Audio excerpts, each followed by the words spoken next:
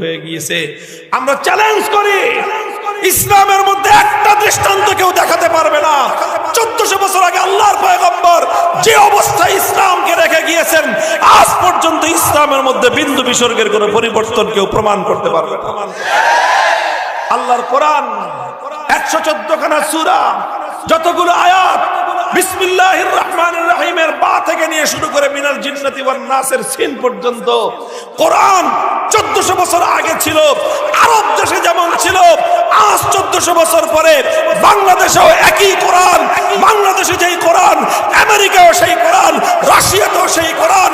পৃথিবীর এক প্রান্ত থেকে আরেক প্রান্ত পর্যন্ত চলে যাও, যে কোনো জায়গা থেকে কোরআনের কপি সংগ্রহ করে আনো, সারা দুনিয়ার কোরআনের মধ্যে কোনো একটা আয়াত তো দূরের কথা, একটা অক্ষর নয়, একটা হরকত জের জবর নয়, একটা নুকতার পরিবর্তন এবং তারতম্য কেউ প্রমাণ করতে পারবে না। একমাত্র ইসলাম যেভাবে আল্লাহ পাঠিয়েছিলেন সেইভাবেই আছে। কথা ঠিক কিনা?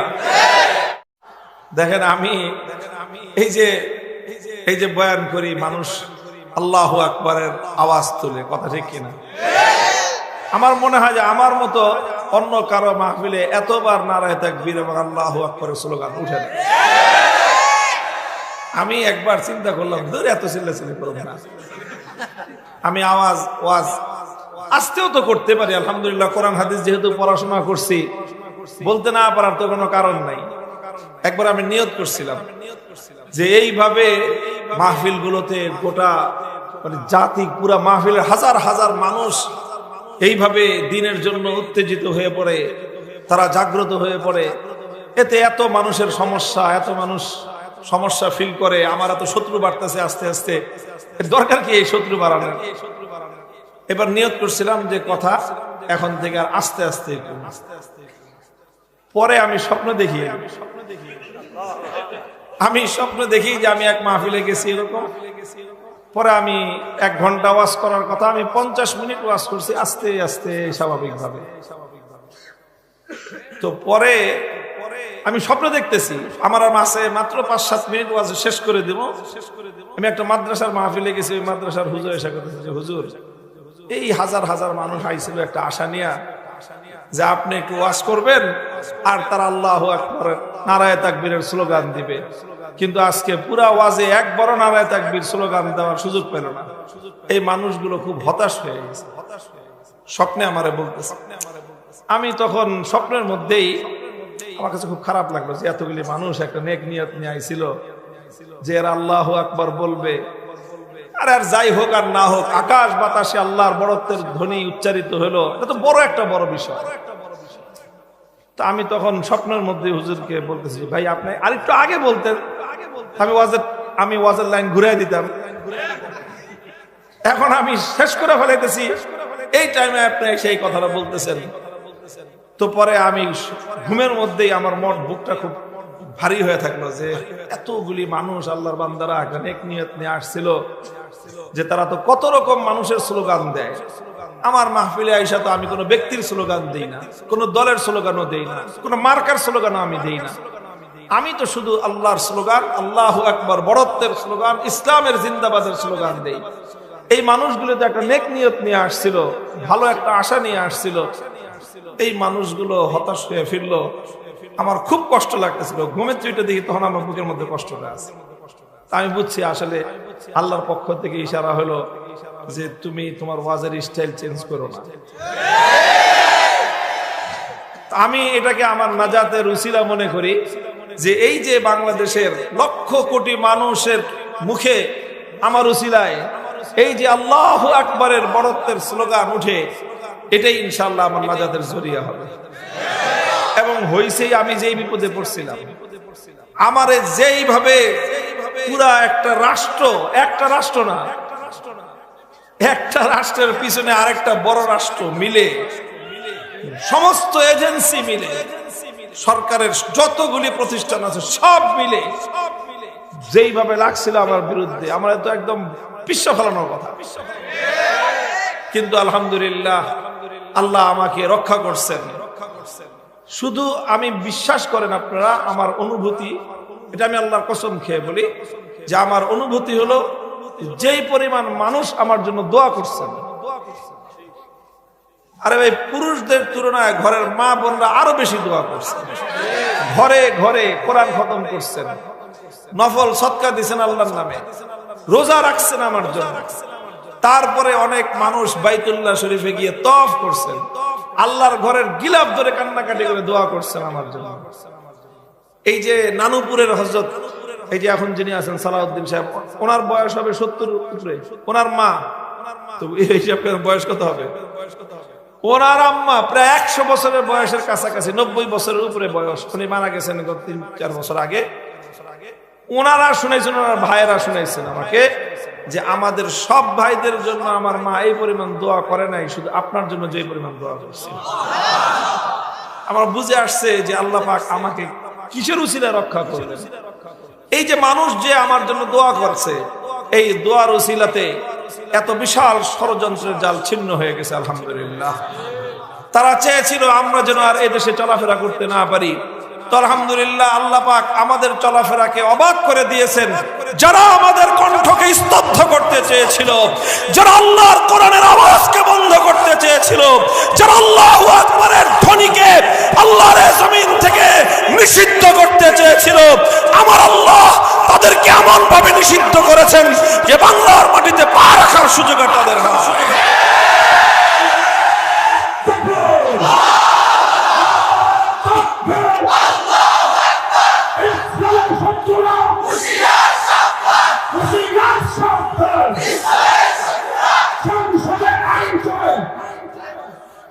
মুহতারাম হাজিরিন, আমি কোরআনে কারীমের একটি আয়াত আপনাদের সম্মুখে তেলাওয়াত করেছি। কোরআনের এই আয়াতকে সামনে রেখে কিছুক্ষণ আমি একটা বিষয়বস্তুর উপর আলোচনা করব। এখন স্লোগান হবে না, কিছুক্ষণ বিষয়টা বুঝতে হবে।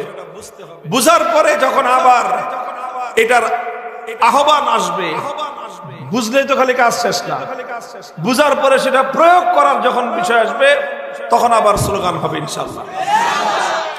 ধৈর্য ধরে বুঝবেন তো? দেখেন কোরআনে কারীমের সূরাতুল মায়েদার যে আয়াতটি আমি আপনাদের সামনে তেলাওয়াত করেছি, এটি একটি ঐতিহাসিক আয়াত কোরআনে কারীমের। খলিফাতুল মুসলিমিন ওমর ফারুক রাদিয়াল্লাহু তাআলা আনহুর যুগে একবার একটা ইহুদির দল আসলো, এসে বলল, হে খলিফা, তোমাদের ধর্মগ্রন্থ কোরআনে কারীমের মধ্যে আল্লাহ পাক রব্বুল আলামিন এমন একটি আয়াত নাজিল করেছেন, লাউ নাযালাত আলাইনা মাশারাল ইয়াহুদ লাত্তাখাযনা যালিকাল ইয়াউমা ঈদা। আয়াতটি যদি আমাদের ইহুদিদের ধর্মগ্রন্থ তাওরাত কিতাবে যদি নাজিল হতো, তাহলে আমরা এতে এত আনন্দিত হতাম, নিজেদেরকে এত গৌরবান্বিত আমরা মনে করতাম। লাত্তাখাযনা যালিকাল ইয়াউমা ঈদা, এই আয়াতটি যেই দিন নাজিল হতো সেই দিনটাকে আমরা আমাদের ধর্মের জাতীয় উৎসবের দিবস হিসেবে আমরা পালন করতাম। ইহুদিরা বুঝতে পেরেছিল কোরআনের এই আয়াতের মর্ম, এই জন্য তারা আক্ষেপ করে বলতেছে, যদি এইরকম একটা আয়াত আমরা পাইতাম তাহলে আমরা যে এত আনন্দিত হতাম, সারা দুনিয়ার মানুষের উপর আমরা অহংকার করতাম, গর্ব করতাম যে আমাদের ধর্মগ্রন্থে আল্লাহ এমন নাজিল করেছেন। কিন্তু দুঃখ হলো যে ওরকম আয়াত আল্লাহ পাক আমাদের ধর্মে নাজিল করেন নাই। ইহুদিরা আক্ষেপ করে বলে যে তোমাদের ধর্ম, ইসলাম ধর্মের কিতাব কোরআনের মধ্যে আল্লাহ নাজিল করেছেন। সুবহানাল্লাহ বলেন। হযরত ওমর রাদিয়াল্লাহু আনহু জিজ্ঞাসা করলেন, কোন আয়াতের কথা বলতেছো? তখন তারা এই সূরাতুল মায়েদার 6 নম্বর আয়াতের অংশ বিশেষের উদ্ধৃতি দিল, যেখানে আমার আল্লাহ ঘোষণা করেছেন, আল ইয়াউমা আকমালতু লাকুম দীনাকুম ওয়া আতমামতু আলাইকুম নি'মাতি ওয়া রাদিতু লাকুমুল ইসলাম দীনা। اليوم أكملت لكم دينكم وأتممت عليكم نعمتي ورضيت لكم الإسلام دينا। বন্ধুগণ, কোরআনের এই আয়াতের মধ্যে কি রয়েছে, কি এমন মাহাত্ম্য এর মধ্যে লুকায়িত আছে, ইহুদিরা পর্যন্ত এই আয়াতটা দেখে এমন আশ্চর্যান্বিত হয়ে গেল, বিমুগ্ধ হয়ে গেল। আর এমন একটি আয়াত পাওয়ার জন্য তারা এমন আকাঙ্ক্ষা এবং লালায়িত হয়ে গেল, কারণ এই আয়াতের মধ্যে আমার আল্লাহ পাক রব্বুল আলামিন এমন একটা ঐতিহাসিক ঘোষণা দিয়েছেন আমাদের ধর্ম ইসলাম সম্পর্কে, আমাদের কিতাব কোরআন সম্পর্কে। আমাদের নবী মুহাম্মদ সাল্লাল্লাহু আলাইহি ওয়াসাল্লাম সম্পর্কে যে এই ধর্মের আগে পৃথিবীতে আল্লাহ যতগুলি আসমানি কিতাব নাজিল করেছেন, যতগুলো ধর্ম আল্লাহ দুনিয়াতে পাঠিয়েছেন, অন্য কোন ধর্ম সম্পর্কে এমন ঘোষণা দেওয়া হয় নাই, একমাত্র ইসলাম সম্পর্কে যেই ঘোষণা প্রদান করা হয়েছে। আল্লাহ বলেছেন, আকমালতু লাকুম দীনাকুম, আজ আমি তোমাদের দ্বীন, তোমাদের ধর্ম ইসলামকে আমি আল্লাহ পরিপূর্ণ করে দিলাম। ওয়া আতমামতু আলাইকুম নিয়ামতি, সুতরাং তোমাদের উপর আমি আল্লাহর নিয়ামত পূর্ণ হয়ে গেল। আল্লাহর পূর্ণ নিয়ামতের নাম হলো ইসলাম, আল্লাহর পূর্ণ নিয়ামতের নাম হলো আল্লাহর কোরআন। সুতরাং যে ব্যক্তি ইসলাম থেকে বঞ্চিত হলো, যে আল্লাহর কোরআন থেকে বঞ্চিত হলো, সে আল্লাহর পূর্ণাঙ্গ নিয়ামত থেকে তারা বঞ্চিত হলো। যে জাতি কোরআন থেকে বঞ্চিত হলো, যেই জাতি ইসলাম থেকে বঞ্চিত হলো, সেই জাতির কপাল পরিপূর্ণ পুড়ে ছাই হয়ে গেল। এই কোরআনে কারীম সম্পর্কে, ইসলাম সম্পর্কে আল্লাহ পাক এমন একটা ঐতিহাসিক ঘোষণা দিয়েছেন। মুহতারাম হাজিরিন, সুতরাং কোরআনে কারীমের এই আয়াতের দ্বারা বোঝা যায় ইসলাম একটা পূর্ণাঙ্গ জীবন ব্যবস্থা। কারণ আল্লাহ বলেছেন আমি ইসলামকে পূর্ণ করে দিলাম। এটা পূর্ণাঙ্গ জীবন ব্যবস্থা, কমপ্লিট কোড অফ লাইফ, মুকাম্মাল নিজামে হায়াত। পূর্ণাঙ্গ জীবন ব্যবস্থার অর্থ কি? পূর্ণাঙ্গ জীবন ব্যবস্থার অর্থ হলো এই, মানুষের জীবনে যা কিছুর প্রয়োজন, একটা মানুষ ব্যক্তি জীবন, তার পরিবার জীবন, তার রাষ্ট্রীয় জীবন, তার সামাজিক জীবন লিড করতে হলে, ব্যক্তি, পরিবার, সমাজ, রাষ্ট্র পরিচালনা করতে হলে যত রকম বিধানের প্রয়োজন হয়, আল্লাহ পাক রব্বুল আলামিন সব বিধান দিয়েই দুনিয়াতে ইসলামকে প্রেরণ করেছেন। আলহামদুলিল্লাহ। এই জন্য মানুষ পূর্ণাঙ্গ মুসলমান তখনই হবে যখন একজন মানুষ জীবনের সকল ক্ষেত্রে ইসলামকে মানবে। আর মানুষ যখন জীবনের যে কোনো অংশ থেকে ইসলামকে মাইনাস করবে, তো তখন সে অনেক বড় একটা জুলুম করলো, অনেক বড় একটা অন্যায় করলো। সে ইসলামকে, ইসলাম থেকে ইসলামের অংশকে, ইসলামের অঙ্গকে কেটে বিচ্ছিন্ন করে দিল।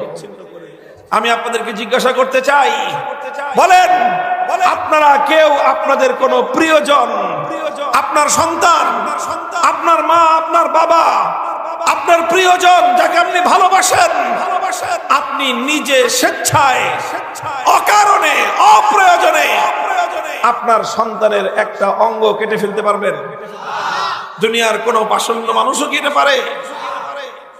তো ভাই, আপনি আপনার সন্তানকে ভালোবাসেন, আপনার সন্তানের অঙ্গহানি আপনি বরদাস্ত করতে পারেন না। আপনি আপনার বাবাকে ভালোবাসেন, আপনার চোখের সামনে যদি কেউ আপনার বাবার অঙ্গহানি করে, আপনার বাবার একটা হাত অথবা একটা পা, এমনকি একটা কান যদি কেউ কেটে ফেলে, দুনিয়ার কোন সন্তান এই দৃশ্য দেখে সহ্য করতে পারবে? সন্তানকে ভালোবাসি আমরা, বাপকে ভালোবাসি, ভাইকে ভালোবাসি, মাকে ভালোবাসি, স্বামীকে, স্ত্রীকে আমরা ভালোবাসি। এই জন্য আমার প্রিয়জনের শরীর থেকে তার শরীরের একটা অঙ্গ কেউ কেটে বিচ্ছিন্ন করে দিবে, এটা যেরকম আমরা সহ্য করি না, ঠিক তদ্রূপ যদি আমাদের অন্তরের মধ্যে আল্লাহর দ্বীন, ইসলামের প্রতি সত্যিকার ভালোবাসা থেকে থাকে, তাহলে ইসলামের অঙ্গকে যারা ইসলাম থেকে বিচ্ছিন্ন করতে চায়, আমরা সেটাকেও বরদাস্ত করতে পারতাম না। বলবেন হুজুর, ইসলামের অঙ্গকে আবার ইসলাম থেকে বিচ্ছিন্ন করে কিভাবে? মুহতারাম হাজিরিন, আমরা বুঝি না বলে আমরা কিছু বলি না, আমরা বুঝি না বলে আজকে আমরা রিঅ্যাক্ট করি না। যদি আমরা সত্যিকার অর্থে ইসলামকে বুঝতাম, তাহলে ইসলামের যেভাবে অঙ্গহানি করা হয়, ইসলাম থেকে ইসলামের অবিচ্ছেদ্য অঙ্গকে যেভাবে আলাদা করে দেওয়া হয়, এটা মুসলমান বেঁচে থাকতে কোনোদিন করা সম্ভব হতো না। ইসলামের প্রত্যেকটা বিধান ইসলামের এক একটা অঙ্গ। ইসলামের ব্যক্তিগত লাইফের বিধান ইসলামের একটা অধ্যায়, ইসলামের পারিবারিক জীবনের বিধান ইসলামের আরেকটা অধ্যায়, ইসলামের সামাজিক জীবনের বিধান ইসলামের আরেকটা অধ্যায়, ইসলামের পেশা জীবনের বিধান ইসলামের আরেকটা অধ্যায়, অর্থনৈতিক জীবনের বিধান এটা ইসলামের আরেকটা অধ্যায়। ঠিক তদ্রূপ ইসলামের রাজনৈতিক বিধান এটাও ইসলামের একটা অবিচ্ছেদ্য অংশ। মুহতারাম হাজিরিন, আজ এ কথা বলতে আমাদের কোনো দ্বিধা নাই, এ কথা বলতে কোনো দ্বিধা নাই। আমরা দায়িত্বহীন ভাষায় কথা বলতে চাই। ইহুদি, খ্রিস্টান, ইসলামের দুশমনেরা, তারা নিজেরা তো ইসলামকে ধ্বংস করার সব চেষ্টা করেছে, তারা পারে নাই পূর্ণাঙ্গ চেষ্টা করে ইসলামকে ধ্বংস করার কোন ষড়যন্ত্র বাস্তবায়ন করতে। শেষ পর্যন্ত তারা মুসলমানদের মধ্য থেকে মুসলমানের সন্তানদেরকে তারা বিপদগামী করেছে, বিভ্রান্ত করেছে। তাদেরকে বিভ্রান্ত করে মুসলমানের সন্তানদেরকে দিয়েই মুসলমানের ইসলামের সর্বনাশ ঘটানোর চেষ্টা করতেছে। মনে রাখেন, পৃথিবীর অন্য কোন জাতি ইসলামের কোনো ক্ষতি করতে পারবে না যদি মুসলমানরা ইসলামের পক্ষে থাকে। এটা আমি চ্যালেঞ্জ করে বলতে পারি। হযরত শাইখুল হাদিস রাহমাতুল্লাহি আলাইহি আরেকটা দৃষ্টান্ত দিতেন, বলতেন যে দেখেন, কুড়াল ছিলেন, কুড়াল দিয়ে কি করে? গাছ কাটে। কুড়াল দিয়ে গাছ কাটে। কুড়াল কি দিয়ে বানায়? লোহা দিয়ে বানায়। একটা কুড়াল কত বড় হয় বলেন তো? লোহার কুড়াল। আর ভাই লোহাটা কতটুকু হয়? লোহাটা এতটুকু, 6 ইঞ্চি একটা লোহা। কথা ঠিক? 6 ইঞ্চি বা 8 ইঞ্চি, এই তো এতটুকু ছোট্ট একটা লোহা। এই ছোট একটা লোহা, এর মাথাটা না হয় 5 ইঞ্চি 4 ইঞ্চি চওড়া থাকে, গোড়াটা একটু মজবুত থাকে। এই তো 2 কেজি 3 কেজি 4 কেজি হবে। এতটুকু লোহা দিয়ে বিশাল একটা গাছ, 100 বছর আগের পুরানো গাছ, এই বিশাল মহিরুহ, এই গাছটাকে কেটে ধ্বংস করে দেয় একটা ছোট্ট কুড়াল।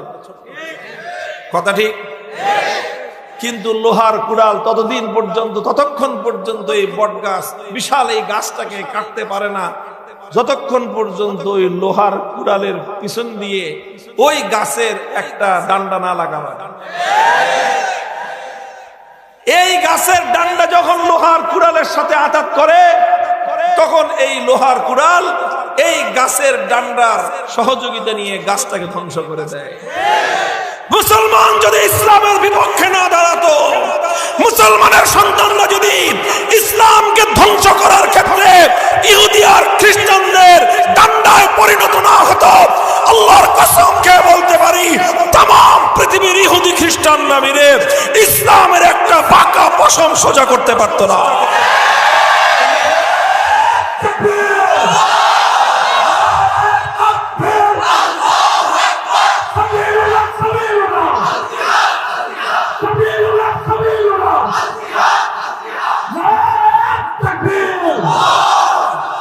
মুহতারাম হাজিরিন, আমি আপনাদেরকে আলোচনার মাধ্যমে ছোট্ট একটা দৃষ্টান্ত দিয়ে বোঝাবো যে কিভাবে মুসলমানের সন্তানকে ওরা ধোঁকা দিয়ে ইসলামের বিরুদ্ধে লাগায় দিছে। আরে ভাই, আপনার সন্তানকে আপনার বিরুদ্ধে লাগায় দিল, এখন সন্তান তার বাপকে খুঁজে খুন করার জন্য। বলেন, এর চেয়ে দুঃখজনক কোনো কথা পৃথিবীতে থাকতে পারে? এমন চাবি মেরে দিছে পোলারে, আর এই পোলার বাপরে খুঁজে যে বাপরে মারবে। তো বলেন, যেই চিটার, যেই বাটপার, যেই শয়তান বাবার বিরুদ্ধে তার সন্তানকে লালায় দিল, এখন সন্তান তার বাপকে খুঁজতেছে, সন্তান নিজ হাতে তার বাবাকে মারবে। অথচ এই সন্তানের তো দায়িত্ব ছিল নিজের বাবার জীবনকে রক্ষা করার জন্য সে বুলেটের মুখে নিজের বুক পেতে দিবে। সন্তানের তো দায়িত্ব ছিল বাবার ইজ্জত রক্ষা করার জন্য নিজের জান কোরবান করে দিবে। আজ সেই সন্তান কারো ধোকায় পড়ে, কারো চালবাজিতে পড়ে এখন সেই সন্তান বাপকে মারতে চায়। এটা যেরকম দুঃখজনক, তার চেয়ে বেশি দুঃখজনক ঘটনা হলো মুসলমানের ঘরের সন্তান আজ ইসলামের বিরুদ্ধে মাঠে নামে। মুহতারাম হাজিরিন, বলবেন হুজুর কেমনে নামলো মুসলমানের ঘরের সন্তান ইসলামের বিরুদ্ধে? একটু বললেই বুঝবেন। ইসলামের অনেক অনেক লম্বা আলোচনা, ইসলামের এক একটা অধ্যায় নিয়ে আলোচনা করতে গেলে রাতের পর দিন, দিনের পর রাত শেষ হয়ে যাবে। এত কথা মাহফিলে বলার সময় নাই। শুধু আমি আপনাদেরকে ইসলামের একটা বিধানের নিয়ে একটু কথা বলি। আলহামদুলিল্লাহ, ইসলাম যেরকম মানুষের ব্যক্তি জীবনের জন্য এসেছে, পারিবারিক জীবনের জন্য এসেছে, সামাজিক জীবনের জন্য ইসলাম এসেছে, মানুষের রাজনৈতিক জীবনের জন্য ইসলাম এসেছে। আলহামদুলিল্লাহ। এবং এই একবিংশ শতাব্দী আজকের আধুনিক পৃথিবীর জন্য ইসলামই একমাত্র উপযোগী ধর্ম। আজকের আধুনিক যুগের জন্য ইসলাম ছাড়া অন্য কোনো ব্যবস্থা প্রযোজ্য নয়, কার্যকর নয়। আল্লাহ পাক আধুনিক যুগের জন্য ইসলাম ছাড়া অন্য কোনো ধর্ম পাঠান নাই। বলবেন অন্য ধর্মগুলো তাহলে কিসের জন্য পাঠাইছেন? অন্য সব ধর্ম এগুলো ধর্মতাত্ত্বিকদের গবেষণা মতে আল্লাহ পাঠাইছেন, তবে ওই ধর্মগুলো ছিল সব প্রাচীন কালের জন্য। কোন কালের জন্য? খ্রিস্ট ধর্ম আজ থেকে 2000 বছর আগের জন্য, ইহুদি ধর্ম আজ থেকে 3000 বছর আগের জন্য, হিন্দু বৌদ্ধ ধর্ম এগুলো সম্পর্কে ধর্মতাত্ত্বিকদের অভিমত। এগুলো কোন কালে আসমানি ধর্ম ছিল, কোনটা 5000 বছর আগের, কোনটা 6000 বছর আগের। সব ধর্ম প্রাচীন কালের ধর্ম, একমাত্র ধর্ম ইসলাম আধুনিক কালের ধর্ম। অন্যান্য ধর্মগুলো এক তো প্রাচীন কালের, আরেক তো সেই ধর্মগুলো সব বিকৃত হয়ে গেছে, অরিজিনাল ধর্ম নাই। আল্লাহ যেভাবে পাঠিয়েছিলেন মানুষ নিজেদের ধান্দা এবং স্বার্থ উদ্ধার করার জন্য সবগুলো ধর্মকে নষ্ট করে ফেলেছে। ধর্মের মধ্যে অধর্মের কথা দিয়ে, আল্লাহর কিতাবের মধ্যে মানুষের কথা মিলায়ে এমন ভাবে এটাকে নষ্ট করেছে যে এটা ভেজাল থেকে পিওরটাকে বের করা দুনিয়ার কোনো মানুষের পক্ষে আর সম্ভব নয়। এটা শুধু আমাদের গলার জোরের কথা না, এটা যদি আমরা এক্সপার্ট নিয়ে আলোচনায় বসি, আমরা আঙ্গুল দিয়ে দেখিয়ে দেখিয়ে, চোখে আঙ্গুল দিয়ে দেখিয়ে দেখিয়ে প্রমাণ করতে পারবো যে খ্রিস্টান ধর্মের অরিজিনাল রূপ কেমন ছিল আর আজকের বর্তমান এটার বিকৃতি কেমন হয়েছে। ইহুদি ধর্মের অরিজিনাল রূপ কেমন ছিল, আজকের এই রূপ কেমন পরিবর্তন হয়েছে। হিন্দুদের ধর্ম, বৌদ্ধদের ধর্ম, প্রত্যেকটা ধর্ম তার অরিজিনাল রূপ থেকে পরিবর্তন হয়ে বিকৃত হয়ে গিয়েছে। আমরা চ্যালেঞ্জ করি, ইসলামের মধ্যে একটা দৃষ্টান্ত কেউ দেখাতে পারবে না 1400 বছর আগে আল্লাহর পয়গম্বর যে অবস্থায় ইসলামকে রেখে গিয়েছেন, আজ পর্যন্ত ইসলামের মধ্যে বিন্দু বিসর্গের কোনো পরিবর্তন কেউ প্রমাণ করতে পারবে না। আল্লাহর কোরআন 114 খানা সূরা, যতগুলো আয়াত বিসমিল্লাহির রহমানির রহিমের বা থেকে নিয়ে শুরু করে মিনাল জিন্নাতি ওয়ান নাসের সিন পর্যন্ত কোরআন 1400 বছর আগে ছিল। আরব দেশে যেমন ছিল, আজ 1400 বছর পরে বাংলাদেশেও একই কোরআন। বাংলাদেশে যেই কোরআন, আমেরিকাও সেই কোরআন, রাশিয়াতেও সেই কোরআন। পৃথিবীর এক প্রান্ত থেকে আরেক প্রান্ত পর্যন্ত চলে যাও, যে কোনো জায়গা থেকে কোরআনের কপি সংগ্রহ করে আনো, সারা দুনিয়ার কোরআনের মধ্যে কোনো একটা আয়াত তো দূরের কথা, একটা অক্ষর নয়, একটা হরকত জের জবর নয়, একটা নোক্তার পরিবর্তন এবং তারতম্য কেউ প্রমাণ করতে পারবে না। একমাত্র ইসলাম যেভাবে আল্লাহ পাঠিয়েছিলেন সেইভাবেই আছে। কথা ঠিক কিনা?